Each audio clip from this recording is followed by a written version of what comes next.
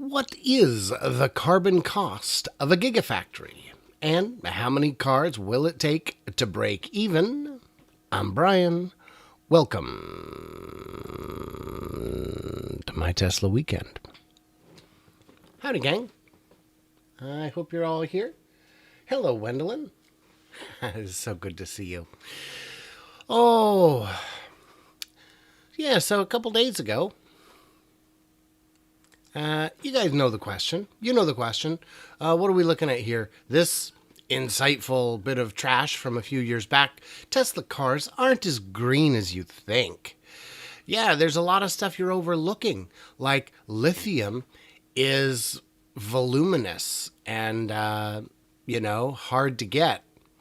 I don't know where this legend about lithium being somehow rare comes from. It's not.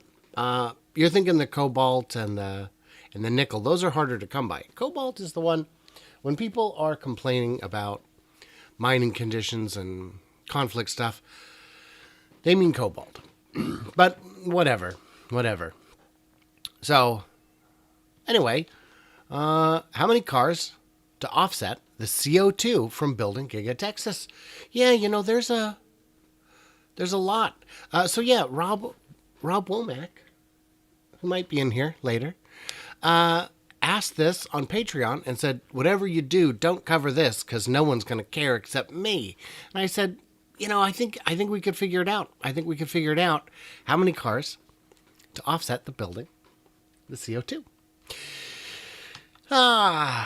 It turns out the answer is a lot easier to determine than I realized.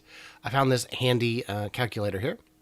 And building square foot, I put in 10 million, even though it's probably going to be closer to 9. Stories above ground, I put 2. We're at 59% 2 stories. Stories below ground, none.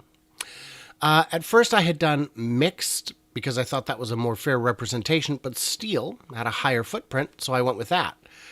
And you can pick out what it was previously developed. It was predominantly wetlands, 6 million square feet disturbed, let's say only 150,000 square feet going back in. Bippity boppity, 295,000 metric tons of carbon. Well, that doesn't sound good at all. So let's pop it in, 295, 265. It's almost as if I had done all this in advance. Prepared? So, according to the impact report, we can just do an easy one. We can say we've got 300,000 tons of carbon to offset. So we can just look at the impact report from last year and see in 2020, Tesla customers helped accelerate the world's by avoiding 5 million metric tons. That's in 1 year. So right there, we're off to a good start, methinks. So how much carbon does the car use in motion? So what we're looking at here this is according to the U.S. Department of Energy, who I would say is, not a hacky partisan on this one. I think my frame could be better shaped here. Does this make it better? We'll see. Beautiful. And you can specify by state, but this is the average, and I think averages work well. I'm a fan of averages. Gasoline, look at that, 11,000 pounds a year. All electric, a third of that. So that means 11,000 versus 4,000. That's 4 tons a year of carbon extra that you're getting by using the old dyno burner. That's not great. Car lasts 12.1 years. And I don't know, how's that going to stack up with electrics? I think Teslas may last longer than the average. But certainly when it comes to some of the competitors, Nissan Leafs will last 12 years, I guess, except that no one's driving them because you can't go very far. At any rate, 12.1 years. CO2 savings per car lifetime, 92,698. So that's kind of a lot. What's the carbon footprint of a new car? So we got to talk about making the car too. It doesn't help if you are reducing 92,000 pounds less emission if it takes 300,000 tons more to make the car. So some cars as little as 6 tons. Ford Mondeo, 17 tons of CO2 to make a medium spec car. Wow. 35 tons of CO2 to make a Land Rover. Well, the good news is it appears it is manufacturing the battery for one electric car produced the same amount of CO2 as running a petrol car for 8 years. Mostly false. Yeah, the mostly, and I disagree with the mostly, it's false. The mostly is that technically you could power your grid entirely on diesel, like if you lived in Hawaii and were a time traveler and went back to before they were so heavy on solar, and you could get the worst polluting car. So technically, there could be an instance where, but when it comes to Teslas, they are not more carbon intensive to manufacture. So CO2 savings, that's 46 tons, and full life cars. So how many cars do we need to build to offset the factory? 6,370. To offset all this times this many years, 6,370 cars. Now this kind of surprised me because I thought, well, couldn't you just retool an existing facility? That'd save a lot of carbon. Well, it would never be as efficient as a whole new shell. Grow your own shell. Don't be a hermit crab. So if you look at 2020 production across the brand, across Tesla, 500,000 cars in 2 factories, 250,000 cars per factory. Now, so production per day, 342. Remember, we only need to get 6,370 to make up for the carbon footprint there. Days to offset production, 19 days. There's your answer, Rob Womack. 19 days. I don't think he's in here. Oh, man. He'll catch it on the replay. Hi, Rob. Thanks for the question. What are we doing here? Yeah. 19 days. Now, we've got some big assumptions in there. Now, let's look at what the capacity of the plant's going to be. Now, this is an outdated number. Tesla in Fremont, 600,000 units a year. I think that's still fairly accurate. Let's get down to it. Shanghai capacity, 450,000. I believe that is inaccurate, since allegedly Model Ys are being produced at 1,000 a day, and that's only part of the factory. This capacity could be higher, could be 600,000.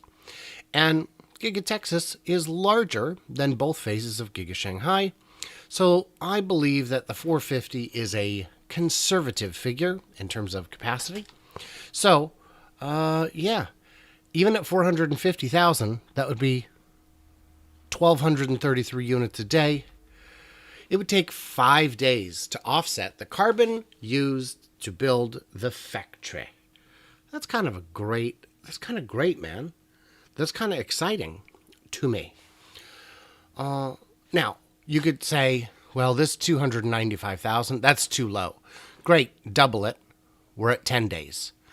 Well, these emissions figures are off. Buddy, massage the numbers all you want. Well, a car, you could have to replace a Tesla slightly more often. Yeah, you can massage it all you want. When you're looking at a figure like it takes 5 days, things could get so much worse, and it would still be under a year. Yeah, could get a lot worse. Any questions? My gosh, it is quiet in the chat. Hello, my friends. That's kind of it for this. I can pop up a Patreon screen here if you want, because nothing makes viewers hang around like a screen that says Patreon. Okay. Well, I guess that's kind of all we had. I do want to thank my patrons who get early access, bonus content, an ad-free experience. And by the way, for those of you who are not Patreons, I'm going to be taking some of the older Patreon exclusives, month old or more, and putting them onto an unlisted playlist on the main channel so everyone can enjoy them. Because I know there are people who just can't, who just don't have who just literally cannot sign up on Patreon. And I thank my viewers in North Korea, Cuba, and Iran. Stay strong, my brothers. I don't know. I'm feeling a little goofy. It's been a long day. Wow, the chat is real quiet today. Okay. Well. So the last thing here is there is a big rumor today. My Twitter was blowing up. Elon apparently saw Kathy Woods from ARK Invest's $3,000 price target and forwarded it to a internal all recipients email address with the only added text being, if we execute well, we should be able to do this. So Elon is of the opinion that they can that the stock can more than triple. And that'd be great. A 4x from here would be great. And I don't think it's a crazy email. I think he's right. The production will 4x. The other sectors will 4x. Everything's going to 4x in the not too distant future. The only question is how the market will feel about that. And I think the market has some room to wake up to the realities a little better. So the market is a fickle beast. They could 4x all of it and stay mostly flat. So you just never know. You never know. The prospects, though, are looking pretty good. A lot of the predictable obstacles have not materialized. So that's a great. And yeah, I don't think that's crazy. The other exciting thing is, I'm going to see if I can find it real quick, is, I got it right here.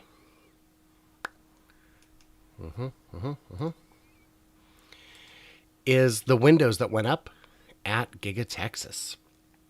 And they big boys. Yeah, I can get this over here.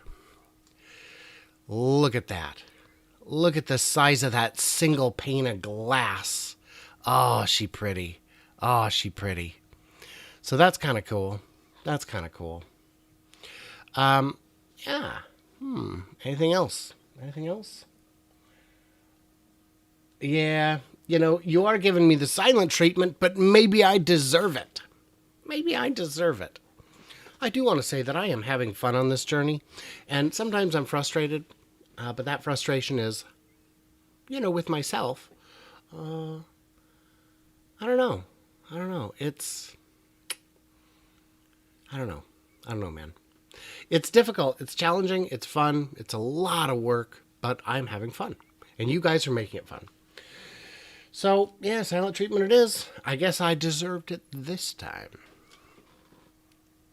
Got another one of those Giga Texas Ford Lightning React videos coming tomorrow. That'll be fun.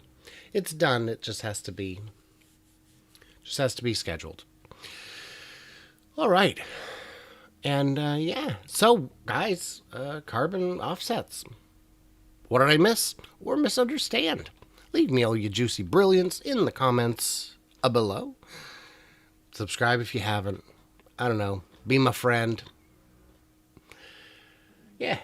Oh, do I have some questions? Doesn't 3,000 a share by 2025 seem like a bear case? What's Robotaxi's worth? Dojo isn't done. Until Dojo's... If they were that close to having full self-driving rolled out, they wouldn't be building Dojo. Certainly not as aggressively as they are. Yeah. I believe we're going to have to wait a little bit on full self-driving. And, yeah. I think, is it a bear case? When Robotaxi comes out, it's $1 trillion company. Overnight. It will disrupt absolutely everything. But what I hear Elon saying is that they can get to 3,000 a share without that. Without that. The 4680 in these test cars, any word if they are as good as they were hoping? No word. No word. I don't see any reason why they wouldn't. They benchmark them based on the cells performing at 98, 99%. If they get to 98, 99%, they will work as expected. And if they don't, they're not going to use them because you got to get the manufacturing process just dialed in. Thoughts on the Rivian R1T range? Not bad for a first effort. So the Rivian R1T gets a miles per gallon equivalent of something like 65, 67, something like that. And you can say, well, compared to gas, that's awfully good. That's awfully good. And it's big, it's heavy, it's full size. Well, so is the Model X. And the Model X gets something like 95 miles, 97 miles per gallon equivalent. And it's a heavy beast. So how you get a Model X that's years and years old now, that's a years old design, that's 30, 40% more efficient than an R1T, well, it's disappointing, Rivian. It's disappointing. Say, well, yeah, but the it's an off-road vehicle. Right, that's not how they tested it, though. They tested it on the road, presumably. If you tested it off-road, you might want to fire the person who made that decision. So I'm a little disappointed, but it's a first offering. It's only going to get better. So I'm not disappointed about that. What are your thoughts of AI rollout in 2022 as a service? I don't think they'll have capacity in 2022 until Dojo solves full self-driving. And so there's two big steps. First, they've got to solve full self-driving, which I think is going to take every clock hour possible. And then secondly, they're going to, Rob, you haven't missed the live stream. Hello, Rob, you're still here. So first you have to solve full self-driving. And then once it's out, you got to let it run another twice as long, 5 times as long, 10 times as long to get you some more nines to make customers more comfortable. But during that second part, you can start leasing out the server time. But I don't think it's going to happen in 2022. It's going to be, Dojo as a service. I don't know what your competitors will pay for that. But a problem that they might not even be able to solve at all, or let's say they can solve it, it's only going to take us this many hours. You could kick it over to Dojo and have it solved in hours or days. And I think that would be incredibly valuable. Like imagine you have a big rendering project at home and you could just hit a button and Pixar renders it for you and sends it back 5 minutes later. Oh my gosh. What would you pay for that? Instead of sitting there for 6 hours and hoping nothing crashes.